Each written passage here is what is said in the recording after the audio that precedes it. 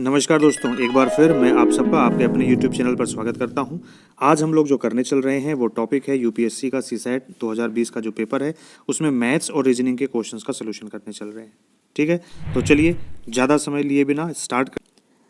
Question ये है, a bottle contains 20 litre of liquid A, 4 litre of liquid A is taken out of it and replaced by same quantity of liquid B.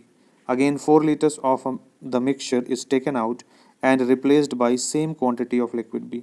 What is the ratio of quantity of liquid A to that of liquid B in the final mixture?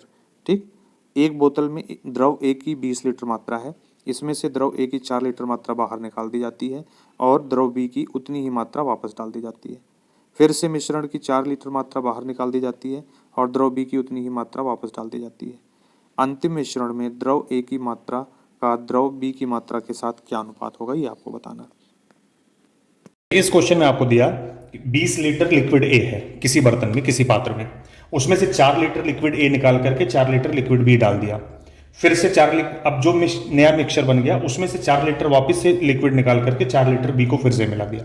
अब कह रहे ए और B का ratio क्या होगा। तो सबसे पहले तो ये तरीका आपको पता हो कि इस तरीके से जब रिपीटिशन में ये चेंजेस करते हैं तो लिक्विड्स की वैल्यू कितनी है, प्रेजेंट कितनी है, कौन सा लिक्विड कितना है, उसकी वैल्यू कैसे निकालते हैं और रेशियो कैसे निकालते हैं। इसके दो तरीके आपको सिखाऊंगा। पहला तरीका, टोटल क्वांटिटी है 20 लीटर, तो आपको लिखना है 20 लीटर, ठीक है, और इनटू, अब 20 में से 4 निकल गया तो कितना बचेगा, 16 बचेगा, डिवाइडेड बाई कितना है 20, इनटू, अब सेकेंड टाइम में भी इक्वल अमाउंट ही अगर निकाला, जैसे 4 लीटर ही निकाला, तो फिर से 16/20 मल्टीप्लाई करेंगे। अगर 4 की जगह 3 निकालते तो 17/20, 5 निकालते तो 15/20।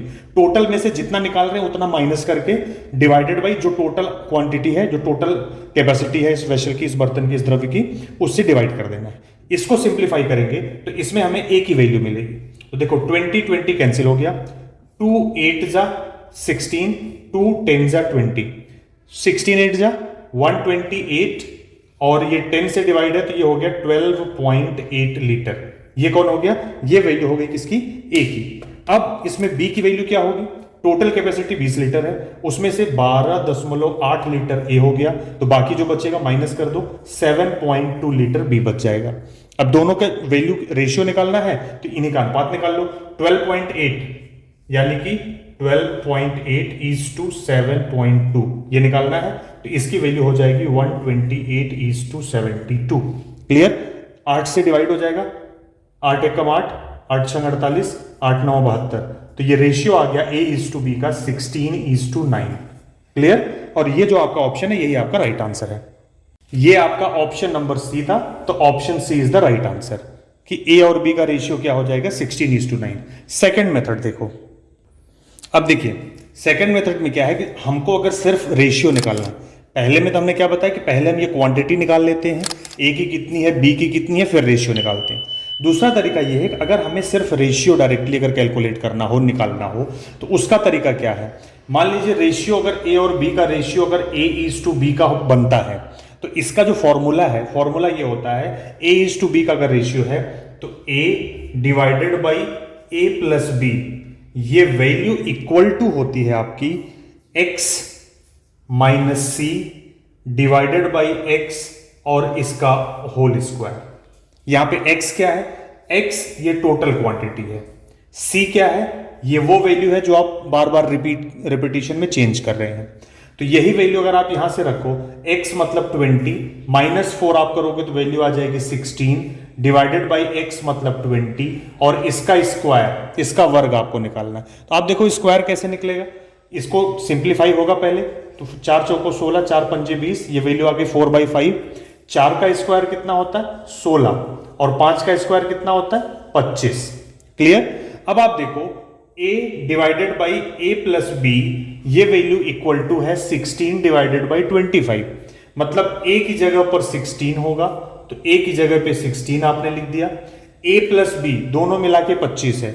अब इस 25 में से a की वैल्यू 16 है आपको पता है, तो 16 में क्या ऐड करेंगे, 25 आएगा, बिल्कुल सही 9, तो b की वैल्यू 9 हो गई। तो ये रेशियो आपको मिल जाएगा 16:9 और ये आपका ऑप्शन नंबर सी था, तो ऑप्शन नंबर सी आपका राइट होगा। क्लियर, या तो वो तरीका आप अप्लाई करो या फिर ये तरीका, जो आपको इजी लगता है। ठीक है। क्वेश्चन ये है कि शब्द डेली के सभी अक्षरों का प्रयोग करते हुए कितने विभिन्न 5 अक्षरी शब्द जिनका कोई अर्थ हो या ना हो बनाए जा सकते हैं, जबकि प्रत्येक शब्द डी से शुरू होता है और आई के साथ समाप्त होता है। How many different 5-letter words with और without meaning can be constructed using all the letters of the word daily so that each word has to start with D and end with I। Solution देखिए। Question में आपको क्या दिया कि भाई दिल्ली में जो 5 अल्फाबेट आ रहे हैं इनको यूज करके कितने शब्द, 5 अल्फाबेट के कितने वर्ड्स आप बनाए जा सकते हैं, मीनिंग हो नहीं हो उससे कोई फर्क नहीं पड़ता। 5 अल्फाबेट के कितने वर्ड्स बनाए जा सकते हैं, कंडीशन है कि वो सभी वर्ड डी से स्टार्ट होने चाहिए और आई पर एंड होने चाहिए। तो ये 5 में से 2 अल्फाबेट तो फिक्स हो गए। अब आपको ये 3 प्लेसेस बचे हुए हैं, इन्हीं 3 प्लेसेस पे इन 3 को रखना है। तो पहले प्लेस के लिए आपके पास कितने ऑप्शन है, इस फर्स्ट प्लेस पर कितने अल्फाबेट्स आप रख सकते हो, 3 में से तीनों। ठीक है, 3 में से कोई अल्फाबेट आपने यहां पे यूज कर लिया, तो अब नेक्स्ट प्लेस के लिए आपके पास कितने ऑप्शन बच रहे हैं, सिर्फ 2। तो इस सेकेंड प्लेस पर आपको रखने के लिए कितने ऑप्शंस अवेलेबल है, सिर्फ 2 ऑप्शन अवेलेबल है। और थर्ड प्लेस पर रखने के लिए आपके पास सिर्फ 1 ऑप्शन अवेलेबल है। इन सभी का मल्टीप्लाई कि इस प्लेस पर 3 ऑप्शन है और सेकंड के लिए 2 ऑप्शन है और थर्ड प्लेस के लिए 1 ऑप्शन है, तो इनका product 3 × 2 × 1, basic principle of counting जो हमने आपको सिखाई है परम्यूटेशन कॉम्बिनेशन में जाकर के देखिए, तो वहां पर ये चीज समझ में आएगी। तो इनका क्या हो गया, 3 × 2 × 1, वैल्यू आ गई 6। तो इसमें क्या है कि 6 डिफरेंट वर्ड्स बनाए जा सकते हैं, जो कि आपका ऑप्शन नंबर डी था, ऑप्शन नंबर डी 6 था, यही आपका राइट आंसर हो गया। क्लियर। पहले स्थान पे कितने वर्ड रख सकते हैं, 3, और दूसरे पर कितने रख सकते हैं, 2, और तीसरे पर कितने रख सकते हैं, 1। कोई भी वर्ड रिपीट नहीं हो रहा है। ठीक है, अगर रिपीटिशन होता तो पहले पर भी 3, दूसरे पर भी 3, तीसरे पर भी 3, तो उस समय 3 3 9 3 27 हो जाता। लेकिन रिपीटिशन अलाउड नहीं है, डिफरेंट वर्ड्स बनने हैं, रिपीटिशन अलाउड नहीं है, तो ये क्या हो जाएगा, 3 2 1, इन तीनों का प्रोडक्ट यानी कितना आ जाएगा, 6। क्लियर। क्वेश्चन ये है कि एक बल्लेबाज का उसकी 50वीं पारी के बाद औसत स्कोर 46.4 था। 60वीं पारी के बाद उसका औसत स्कोर 2.6 बढ़ जाता है। पिछली 10 पारियों में उसका औसत स्कोर क्या था? The average score of a batsman after his 50th innings was 46.4. After 60th inning, his average score increases by 2.6. What was his average score in the last 10 innings? Solution देखिए। देखो ऐसे क्वेश्चंस को आप solve कैसे करते हो। इस question में क्या दिया है, एवरेज दिया है, औसत दिया है 46.6। कितनी पारियों का औसत है ये 50 पारियों का औसत है। तो एवरेज का मतलब क्या हुआ कि एक पारी में 46.4 है, 46.4 रन बनाए होंगे, तो 50 पारियों में कुल कितना बनाएंगे, इसका टोटल इंटू करोगे तो आपको इसका योगफल मिल जाएगा। 0 है तो दशमलव हट जाएगा, 5 से गुणा करो, 5 चौको 20, 2, 5 छक्के 30, 2 32, 3, 5 चौको 20, 3 23, 2320 रन उसने बनाए थे टोटल। कितनी पारियों में, 50 पारियों में। वो कह रहे हैं कि जब पारियों की संख्या 50 से बढ़ के 60 हो जाती है तो औसत 2.6 बढ़ जाता है। कितना बढ़ जाता है, 2.6 बढ़ जाता है प्रेजेंट से। तो ये बढ़ के कितना हो जाएगा, 0, 6, 2, 8, 1, 9, 49। तो 60 पारियों के बाद में औसत 49 का हो गया। तो अब 60 पारियों के बाद कुल रन कितने हो जाएंगे ये निकाल लो। ये जैसे ही आप निकालोगे तो ये हो जाएगा कितना, 6 पंजे 30, 2940। ये हो गए 60 पारियों के बाद में रन। अब आपसे कह रहे हैं कि 50 से 60 तक जाने के बीच में, इस बीच में कितनी पारियां बची, तो पारियों की संख्या हो गई 10। इन 10 पारियों में उसने रन कुल कितने बनाए, पहले 50 तक था 2320, 60 के बाद हो गया 2940, तो कितना बनाया, दोनों का डिफरेंस निकालो। 0 में से 0 गया 0, 4 में से 2 गया 2, 9 में से 3 गया 6, 2 में से 2 गया 0।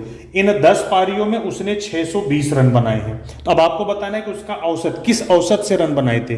तो औसत कैसे आ जाएगा, 620 को 10 से डिवाइड करो, 0 से 0 कट जाएगा, आंसर आपका आ जाएगा कि उसने 62 के औसत से, 62 के औसत से उसने रन बनाए थे। कब, इन 10 पारियों में। एवरेज वाले क्वेश्चन में यही करना होता है, औसत दिया होगा, संख्या दिया होगी, टोटल निकाल लो।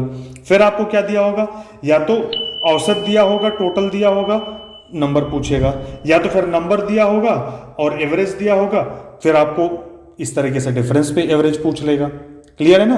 तो इस तरह के क्वेश्चंस को आप डायरेक्टली ऐसे लगा सकते हैं, इसमें कुछ दिमाग नहीं लगाना। तो इस क्वेश्चन का ऑप्शन क्या था? ऑप्शन सी था 62। तो राइट आंसर हो गया ऑप्शन सी 62। क्लियर? क्वेश्चन है, एक car v kilometre per hour की औसत चाल से स्थान x से स्थान y की यात्रा करती है। y से x तक 2v किलोमीटर पर आवर की औसत चाल से, फिर x से y तक 3v किलोमीटर पर आवर की औसत चाल से, और फिर y से x तक 4v किलोमीटर पर आवर की औसत चाल से यात्रा करती है। कंप्लीट जर्नी, संपूर्ण यात्रा के लिए कार की औसत चाल क्या है ये आपको बताना। A car travels from a place X to place Y at an average speed v km per hour. From Y to X at an average speed of 2v km per hour. Again from X to Y at an average speed of 3v km per hour. And again from Y to X at an average speed of 4v km per hour. Then the average speed of the car for the entire journey is what? ये आपको calculate करना है। Solution चलो करते हैं। अब ये question समझ लो पहले क्या कह रहा है। ये कह रहा है कि x और y के बीच की कुछ दूरी है, हमने मान लिया डिस्टेंस है, दूरी है d। ये कह रहा है कि पहले x से y जब जाता है वो व्यक्ति कार से, तो उसकी स्पीड होती है v किलोमीटर प्रति घंटे। फिर y से जब वो x तक आता है तो उस समय उसकी स्पीड होती है 2v किलोमीटर प्रति घंटे। फिर जब वो x से दोबारा y पर जाता है तो उस समय उसकी स्पीड होती है 3v किलोमीटर पर आवर।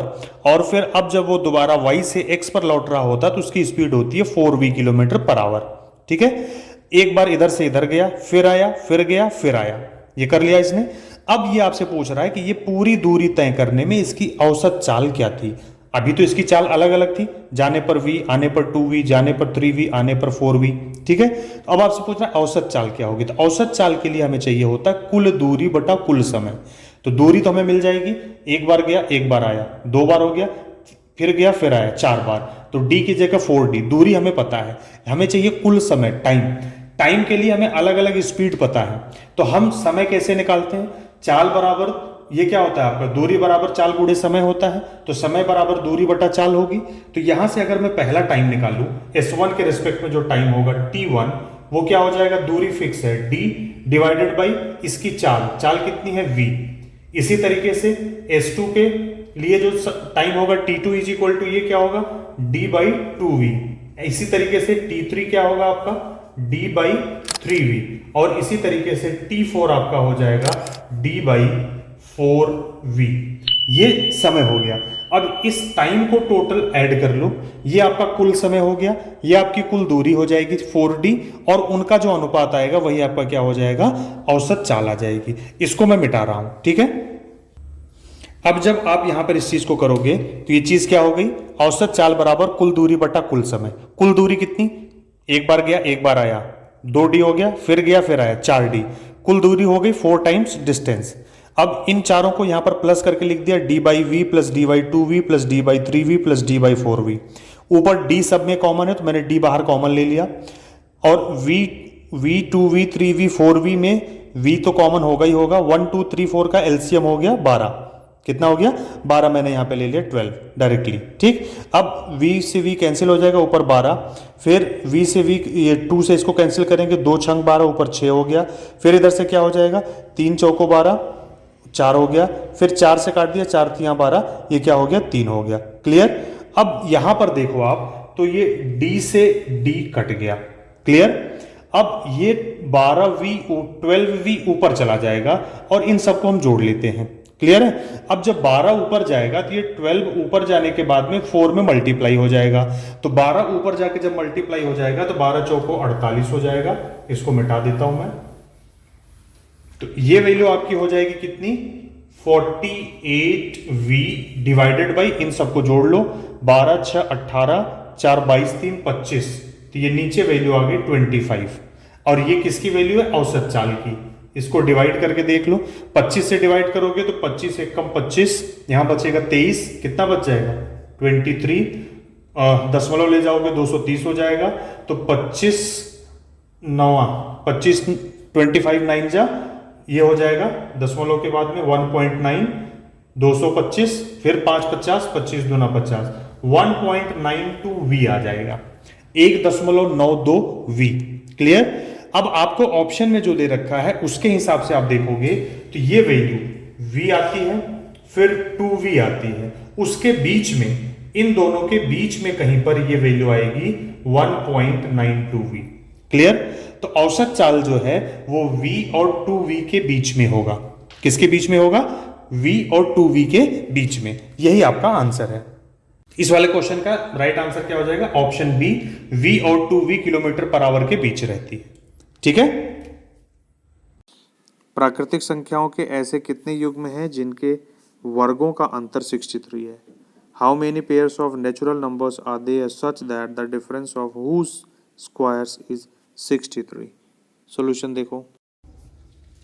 देखिए इस क्वेश्चन में आपसे क्या कहा कि दो प्राकृतिक संख्याओं के वर्गों का अंतर 63 यानी 63 है। तो मान लीजिए पहली संख्या अगर a है, दूसरी b है, तो a square minus B square is equal to 63 हो जाएगा। आप जानते हो a square minus B square के दो फैक्टर होते हैं, एक होता है a प्लस बी, एक होता है a माइनस बी। मतलब ये एक संख्या और ये दूसरी संख्या, दो ऐसे नंबरों का गुणनफल 63 आता है। कितना आता है? 63। तो अब आप ये बताओ कि 63 के ऐसे कितने पेयर बनाए जा सकते हैं। तो उसके लिए आपको ये पता हो कि 63 आता कैसे, किनके प्रोडक्ट से, किसका किसका गुणा करने पे। तो पहला तो ये हो गया कि 63 को 1 में इंटू करेंगे तो 63 आएगा। मतलब ये पहला नंबर 63 और दूसरा हो जाएगा 1 और रिजल्ट आ जाएगा 63। तो ये पहला पेयर हो गया। दूसरा पेयर क्या हो सकता है कि 21 और 3 का, यानी कि इसकी वैल्यू 21 और इसकी वैल्यू अगर आप 3 कर दो तो इसकी वैल्यू 63 आ जाए। तीसरा ऑप्शन है कि आपको कितना आता है? 9 इंटू 7, तो ये वैल्यू 9 और ये वैल्यू 7, तो भी इसकी वैल्यू 63 आ जाएगी। ये तीन के अलावा कोई भी ऐसे दो नंबर नहीं है जिनका प्रोडक्ट 63 आता हो, 63 आता। क्लियर। अब जैसे 63 का गुणनखंड करोगे तो यही तो आता है, 3 गुणे 3 गुणे 7। ठीक है। तो एक ऑप्शन हुआ 7 तियां 21 तियां 63, एक गुणा क्या हो गया 9 7 63, और अगला क्या हो गया, सबको इंटू 1 कर दो, बस 3 ही पेयर बनते हैं। तो इस क्वेश्चन में जो आपका आंसर है वो ऑप्शन होगा कि टोटल 3 पेयर होंगे। तो इसका ऑप्शन नंबर ए जो कि 3 है कि ऐसे कितने युग्म हैं, ऐसे कितने जोड़े हैं जो इस कंडीशन को पूरा करते हैं प्राकृतिक संख्याओं में, नेचुरल नंबर्स में, तो ऐसे सिर्फ 3 पेयर ही पॉसिबल है। चलिए अगर आपसे ये पूछ लेता कि वो नंबर्स कौन कौन से हैं, वो संख्याएं कौन कौन सी हैं, तो आप देखो दो ऐसी संख्याओं का योगफल 61 आना चाहिए, सॉरी 61 नहीं 63, ये कितना है 63 है। ठीक है। तो दो ऐसी संख्याएं जिनका योगफल क्या आना चाहिए 63 आना चाहिए और डिफरेंस 1 आना चाहिए। तो ऐसी दो संख्याएं कौन सी हैं? ऐसी दो संख्याएं होंगी 32 और 31। ऐड करोगे 63 आ जाएगा, दोनों का डिफरेंस निकालोगे 1 आएगा। दूसरी कंडीशन के लिए दो ऐसी संख्याएं जिनका योगफल 21 आता हो और उनका डिफरेंस यानी अंतर 3 आता हो, वो कौन से होंगे? तो वो 12 एंड 9 हो जाएंगे। फिर ऐसी दो संख्याएं जिनका योगफल कितना सम 9 आता हो, डिफरेंस 7 आता हो, तो ऐसे नंबर्स क्या हो जाएंगे 8 और 1 हो जाएंगे। क्लियर है। अब इन नंबर्स के स्क्वायर्स में से इन नंबर्स का स्क्वायर अगर आप माइनस करोगे तो रिजल्ट में 63 आपको मिलेगा, जो आपकी कंडीशन को सेटिस्फाई करता है। ये इस क्वेश्चन का डिटेल्ड एक्सप्लेनेशन है। ऐसे क्वेश्चंस को ऐसे आप कर सकते हो। अब कोई भी क्वेश्चन आपसे पूछे आप इसको सॉल्व कर सकते हो। यदि भिन्न 2/3, 3/4, 4/5 और 5/6 के अंश और हर दोनों में 5 जोड़ दिया जाता है तो निम्नलिखित में से किस एक के मान में न्यूनतम परिवर्तन होगा, दैट इज मिनिमम चेंज होगा। Which one of the following will have minimum change in its value if 5 is added to both numerator and the denominator of the fractions 2/3, 3/4, 4/5 and 5/6? Solution देखो। ये क्वेश्चन तो बहुत ही आसान था। इसको अगर आपने नंबर सिस्टम का वीडियो देखा होता तो आप डायरेक्टली कर लेते। इसमें दिया है कि 2/3, 3/4, 4/5, 5/6 ये 4 फ्रैक्शंस हैं। ये कह रहा है कि न्यूमरेटर और डिनोमिनेटर दोनों में अगर आप 5 प्लस कर दो, ऊपर भी +5 कर दो और नीचे भी अगर +5 कर दो, तो इसमें से वो कौन सी फ्रैक्शन है, कौन सी भिन्न है जिसके मान में सबसे कम परिवर्तन होगा। तो आप एक चीज जान लो कि जो सबसे बड़ी भिन्न होगी, मतलब जिसमें बड़े नंबर, सबसे ज्यादा बड़े नंबर्स यूज हुए होंगे, उसमें सबसे कम परिवर्तन होगा। तो डायरेक्टली आप मैं ये कहूं कि 5/6 जो कि आपका ऑप्शन नंबर डी है 5/6, इसमें सबसे कम परिवर्तन होगा। यहां पर परिवर्तन से मतलब क्या है, देखो इनका कहने का मतलब अगर ये है, जैसे ये क्या है 2/3, तो 2/3 की वैल्यू क्या होती है, लगभग 0.67 अप्रोक्सीमेटली आप ये कह लो, ठीक। अब जब ऊपर में 5 जोड़ दूंगा तो 2 + 5 कितना हो जाएगा 7, और नीचे क्या जोड़ दूंगा 3 में भी 3 + 5 क्या हो जाएगा 8। अब जब आप 7 को 8 से डिवाइड करोगे तो ये वैल्यू कितनी आ जाएगी, मतलब 70 हो जाएगा। तो 8 × 8 = 64, 0.8, 8 8 जा 64, 660 आ गया, फिर 8 7 जा 56, चलो लगभग 0.87। तो 67 से 87 दोनों में जो चेंज आया वो लगभग कितना आया 0.20 का आया। यहां पर देखो 5 को 6 से डिवाइड करोगे तो 5 का लगभग जब दशमलव लगाओगे 50 हो जाएगा, 6 8 जा, तो ये वैल्यू लगभग आ जाएगी 0.6848, 2 20, 6 3 18 अप्रोक्सीमेटली, राउंड फिगर ऐसे ले रहा हूं हल्का। अब जब इसमें 5 जोड़ दोगे तो 5 में 5 जोड़ने के बाद ये वैल्यू हो जाएगी 10 डिवाइडेड बाई 6 में 5 जोड़ोगे तो 11। अब ये वैल्यू अप्रोक्सीमेटली कितनी आ जाएगी, देखो 10 को 11 से डिवाइड करना, दशमलव लगाओगे 100 हो जाएगा, 11 9 99, 0.9, 99 के बाद सिर्फ 1 बचेगा, 0 होगा 0.90। इन दोनों का डिफरेंस कितना आ रहा 0.7। 5 इसमें भी ऊपर नीचे 5 ऐड किया है और यहां भी ऊपर और नीचे 5 ही ऐड किया है, सेम नंबर यहां भी और यहां भी ऐड किया है। लेकिन आप देखो कि इसकी इस वैल्यू से इस वैल्यू में 0.2 का डिफरेंस आया है, लेकिन इनके इस पॉइंट से इस पॉइंट में कितने का डिफरेंस आया है, सॉरी ये कितना आ जाएगा डिफरेंस निकालोगे 0.07 का, 1 से भी 0.1 से भी कम का डिफरेंस आया है, ठीक है। तो वही आपसे पूछ रहा है कि सबसे कम परिवर्तन किस में होगा, तो सबसे कम परिवर्तन उसमें होगा जो संख्याएं सबसे बड़ी होंगी। क्लियर है, तो इसको सिर्फ ऑप्शन देखना था, जो सबसे बड़े नंबर जिसमें थे 5 और 6, इनसे बड़ा नंबर किसी फ्रैक्शन में नहीं आया था, तो यही आपका आंसर हो जाता।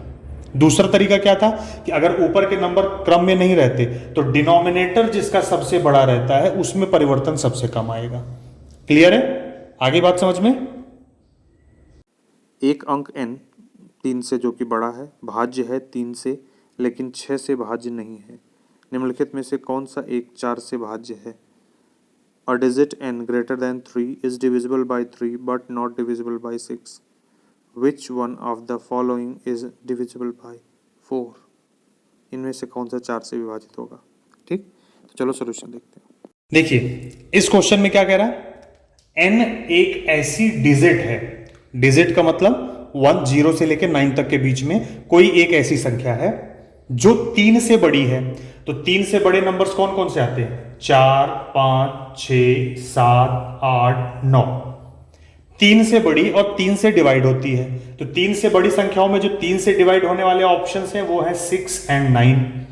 दूसरी कंडीशन इसमें क्या कह रहा है, लेकिन n जो 3 से डिवाइड होता है वो 6 से डिवाइड नहीं होगा, तो 6 ऑप्शन से हट गया, सिर्फ एक ही नंबर है 9। तो n की वैल्यू अगर 9 है, जो 3 से डिवाइड होता है 6 से डिवाइड नहीं होता है, तो इस सिचुएशन में इन चारों में कौन सी ऐसी संख्या है जो 4 से डिवाइड होगी, 4 से डिवाइड होगी। तो n की वैल्यू सब में रख करके चेक कर लो, यहां पे रखोगे n की वैल्यू तो n = 9, तो 9 2 जा 18, 18 4 से कटेगा नहीं कटेगा। n की वैल्यू यहां पे रखो 9, तो 9 3 27, 27 4 से कटेगा नहीं कटेगा। यहां पे रखो 9 2 18 4 22, तो 22 क्या 4 से कटेगा नहीं कटेगा। फिर यहां पे रखो 9 3 27 1 28, ये 4 से कैंसिल होगा, बिल्कुल होगा। तो आपका राइट आंसर हो गया option D, 3n + 1 is that number which is divisible by 4 if n is greater than 3 and divisible by 3 but not divisible by 6। Clear है, तो आपका ऑप्शन ये हो गया डी। क्वेश्चन है कि 1 लीटर पानी का भार 1 किलोग्राम है तो कितने घन मिलीलीटर पानी का भार 0.1 ग्राम होगा? If 1 litre of water weighs 1 kg, then how many cubic millimetres of water will weigh 0.1 gram? इसका सोल्यूशन देखते हैं। देखो इस क्वेश्चन का आंसर आपके लिए कितना आसान था अगर आपको ये रिजल्ट पता होता। इसमें आपको दिया है कि 1 litre is equal to 1 kilogram, 1 litre पानी का भार जो है वो 1 किलो है, 1 किलोग्राम है।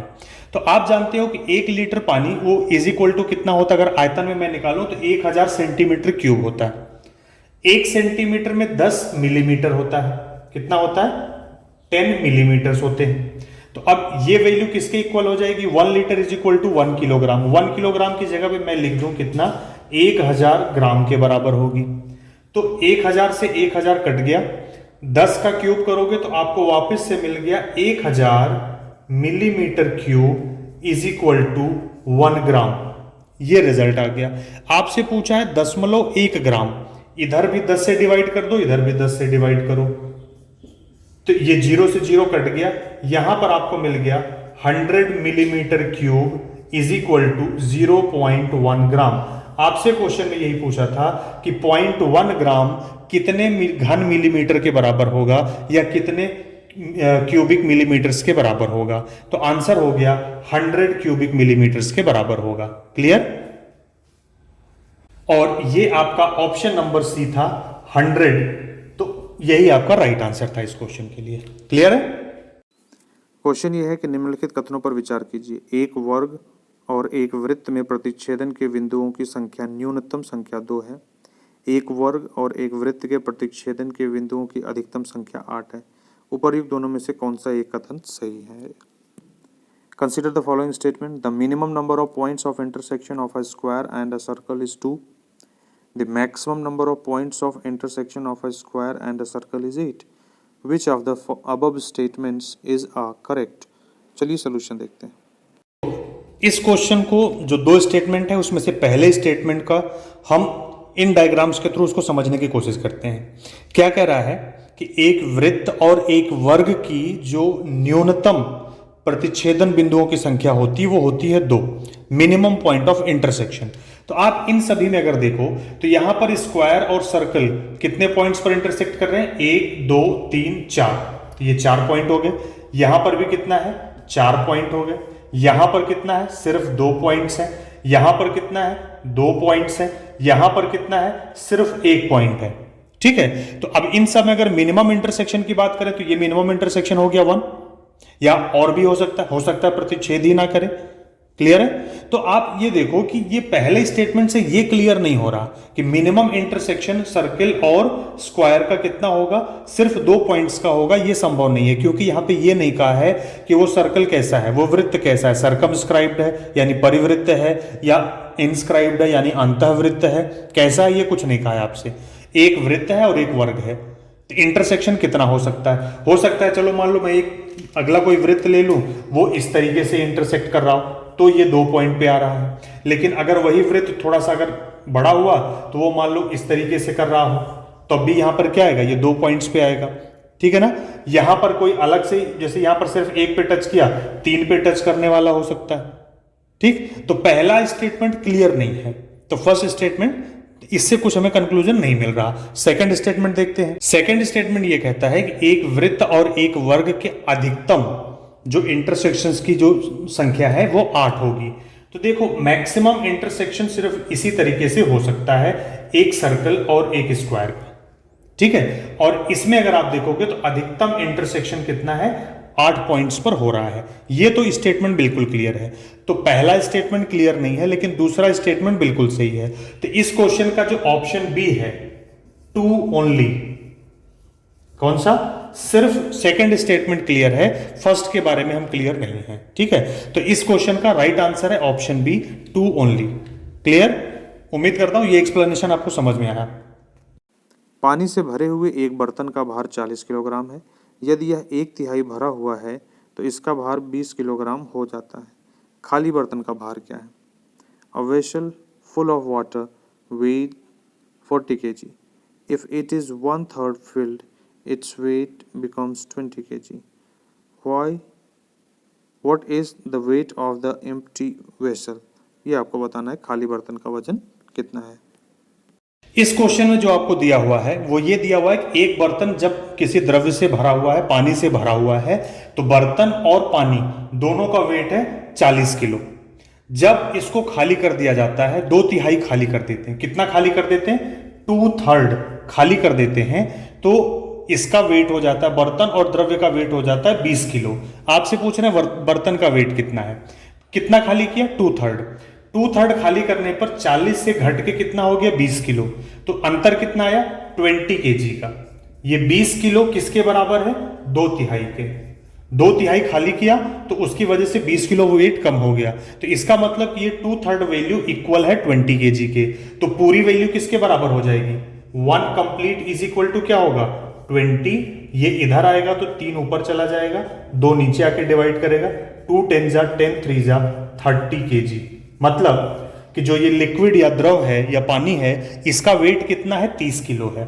कंप्लीट वेट कितना है? 40 किलो है। तो 40 में से 30 निकालोगे तो कितना आएगा? 10 किलो।